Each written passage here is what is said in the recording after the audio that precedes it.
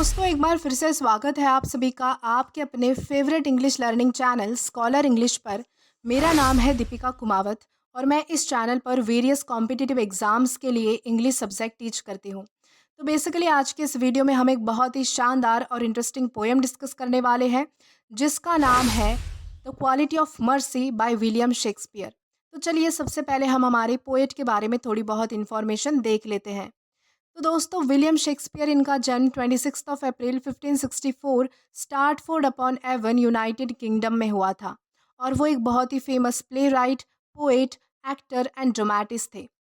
उन्हें board of Avon इस नाम से भी जाना जाता है।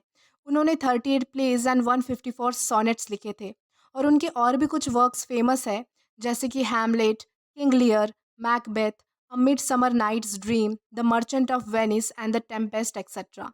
लास्टली उनकी डेथ जो है वो 23 अप्रैल 1616 Stratford upon Avon, United Kingdom में हुई थी। तो दोस्तों, ये तो हमने बात की हमारे पोएट के बारे में। अब हम आगे बढ़ेंगे और जानेंगे कि हमारी पोएम हमसे क्या कहती है।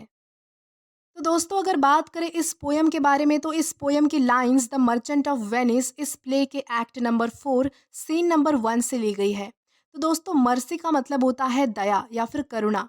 तो इस प्ले का बैकग्राउंड मैं सबसे पहले आपको समझा देती हूँ, ताकि आपको ये पोएम अच्छे से समझ आए और पता चल पाए कि इस पोएम में किस चीज़ पर बात हो रही है। तो यहाँ पर हमारा एक कैरेक्टर है जिसका नाम है एंटोनियो और उसे पैसों की बहुत ज़्यादा ज़रूरत होती है।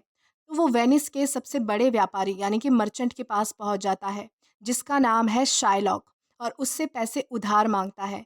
लेकिन शाइलॉक और एंटोनियो के बीच एक बॉन्ड रखा जाता है, जिसमें शाइलॉक की एक अहम शर्त होती है, और वो शर्त ये होती है कि अगर एंटोनियो समय पर पैसे नहीं चुका पाया तो शाइलॉक उसकी बॉडी से पाउंड ऑफ फ्लैश लेगा, यानी कि 1 पाउंड मांस का टुकड़ा लेगा। और इसीलिए शाइलॉक कोर्ट में पहुंच जाता है, क्योंकि एंटोनियो जो है वो समय पर पैसे नहीं चुका पाता। तभी हमारी मेन लीडिंग हीरोइन की एंट्री होती है, जिसका नाम है पोर्शिया। वो भेस बदलकर एक लॉयर के रूप में कोर्ट में जाती है और एंटोनियो की तरफ से लड़ती है और शाइलॉक से कहती है कि इंसान से अगर कोई भूल हो जाए तो वो दया और माफ़ी का हकदार होता है। इसीलिए आप भी एंटोनियो पर दया दिखाइए, क्योंकि इंसान दया देना और दया पाना दोनों का ही हकदार है, और ये मानवता की सबसे बेस्ट क्वालिटी है। और सच्चा न्याय वही होता है जो दया के साथ दिया जाए। तो बेसिकली ये जो पोएम है वो एक कोर्ट का सीन है, जहाँ पोर्शिया ये सब बातें कहती है।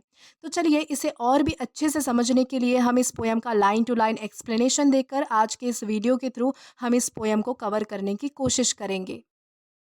तो हमारी सबसे पहली लाइन है, the quality of mercy is not strain. तो यहाँ पर ये बताया गया है कि ये जो दया है, ये जो मर्सी है, जो ये मर्सी की क्वालिटी है, दया दिखाने की जो क्वालिटी है, वो किसी को ज़बरदस्ती नहीं दी जाती। ये क्वालिटी किसी इंसान के अंदर ज़बरदस्ती पैदा नहीं होती है। It droppeth as the gentle rain from heaven upon the place beneath. बल्कि ये तो नीचे धरती पर जिस तरह धीमी धीमी बारिश होती है, उसी तरह स्वर्ग से आती है। यानी ये ज़बरदस्ती नहीं लाई जाती है, ये अपने आप आती है। आप किसी पर ज़बरदस्ती दया दिखा ही नहीं सकते। ये जो है वो अपने आप आपके आपके मन मन के अंदर बसती है। देन है, it is twice blessed, it blessed him that gives and him that takes. यानी कि ये जो दया की क्वालिटी है, ये जो क्वालिटी ऑफ मर्सी है, ये 2 गुना धन्य है, यानी कि ब्लेस्ड है। क्योंकि ये दया देने वाले और लेने वाले दोनों को ही आशीर्वाद देती है। क्योंकि जो दया दिखाता है उसे भी आशीर्वाद मिलता है, और जो दया पाता है उसका भी भला हो जाता है। यानी कि मर्सी दोनों तरफ से ब्लेस करती है, आशीर्वाद देती है।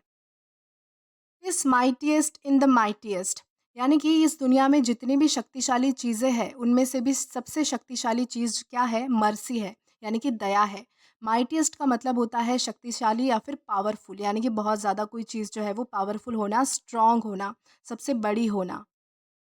It becomes the throne monarch better than his crown. यानी कि ये सिंहासन पर बैठे हुए राजा के मुकुट से भी बेहतर है। यानी कि ये जो दया है वो राजा से भी बढ़कर है। दोस्तों, थ्रोन का मतलब होता है सिंहासन, जिस पर राजा बैठता है वो सिंहासन। मोनार्क का मतलब होता है राजा। क्राउन का मतलब होता है ताज या फिर मुकुट, जो सिर पे पहनते हैं ना राजा, उसे कहा जाएगा ताज या फिर मुकुट, यानी कि क्राउन। यानी कि ये जो दया है वो इन सब चीज़ों से भी बढ़कर है। एक सिंहासन पर जो राजा बैठता है और उसके सिर पर जो मुकुट होता है, उस चीज़ का जितना महत्व होता है, उससे भी ऊपर जो है वो दया है, यानी कि मर्सी है, दया की भावना है। देन इसके बाद है, His scepter shows the force of temporal power, the attribute to awe and majesty. यानी कि राजा का जो राजदंड होता है वो लौकिक शक्ति को रिप्रेजेंट करता है।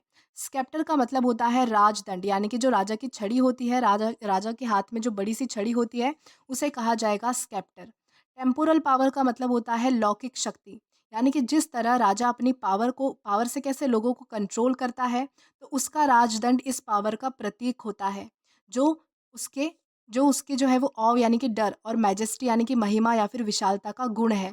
तो पोएट यहाँ पर यही कहना चाहते हैं कि जो राजा की छड़ी होती है वो लोगों में डर पैदा करती है और लोगों को राजा के पावर के बारे में बताती है। Where in doth sit the dread and fear of kings, यानी कि इस राजदंड में, इस राजा की छड़ी में राजाओं का भय और डर बैठा हुआ होता है। यानी कि प्रजा में जो है वो इस राजदंड को लेकर, इस राजा की छड़ी को लेकर जो है वो बहुत ज़्यादा डर होता है। ड्रेड एंड फियर का मतलब होता है डर होना। But mercy is above this sceptred sway, लेकिन ये जो मर्सी है यानी कि ये जो दया है इस राजा की छड़ी की शक्ति और प्रभाव से कई गुना ऊपर है, यानी कि बहुत ऊपर है। स्केप्टर का मतलब मैंने आपको पहले बताया था, राजा की छड़ी या फिर राजदंड।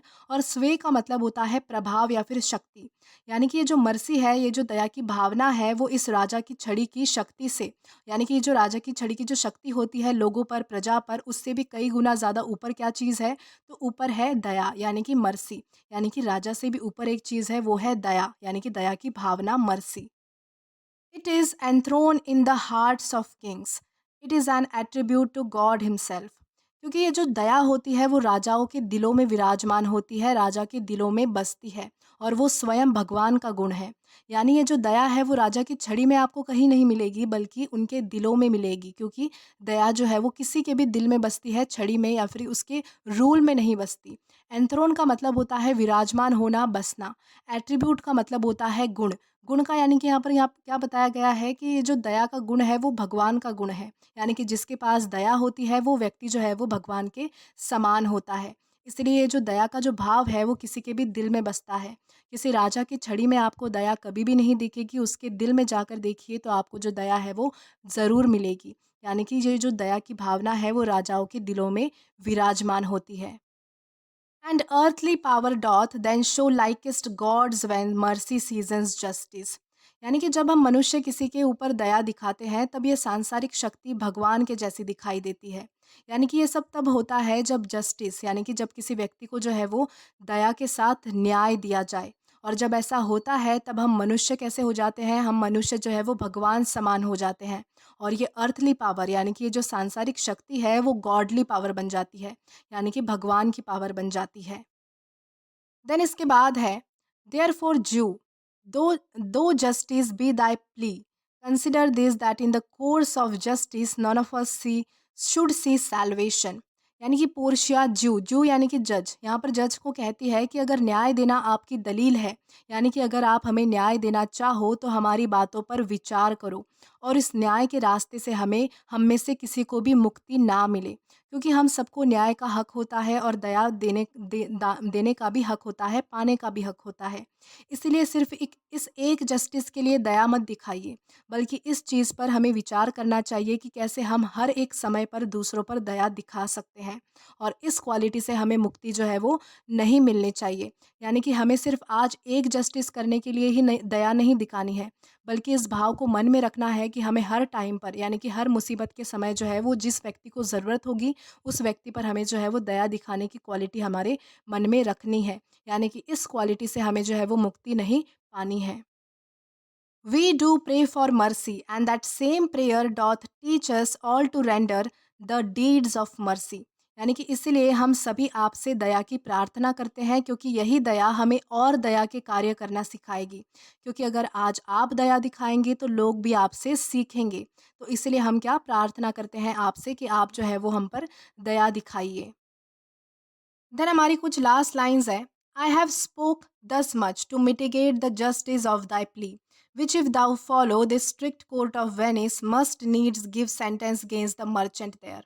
यानी कि इसलिए पोर्शिया लास्ट में कहती है कि मैंने एंटोनियो की सज़ा कम करने के लिए और उसे न्याय दिलाने के लिए इतना कुछ कहा है, जिसका अगर तुम पालन करते हो तो वेनिस की स्ट्रिक्ट अदालत और ज़रूर वेनिस के व्यापारी को यानी कि मर्चेंट के खिलाफ सज़ा सुनाएगी। अगर ये अदालत सच्ची है तो ये व्यापारी के खिलाफ जो है वो ज़रूर सज़ा सुनाएगी। तो ये सब बातें जो है वो पोर्शिया किससे कहती है? ये सब बातें जो पोर्शिया है वो जज से कहती है, उनसे अपील करती है। तो इसी के साथ हमारी इस पोयम का लाइन टू लाइन एक्सप्लेनेशन यहाँ पर ख़त्म होता है। तो दोस्तों आज के लिए बस इतना ही।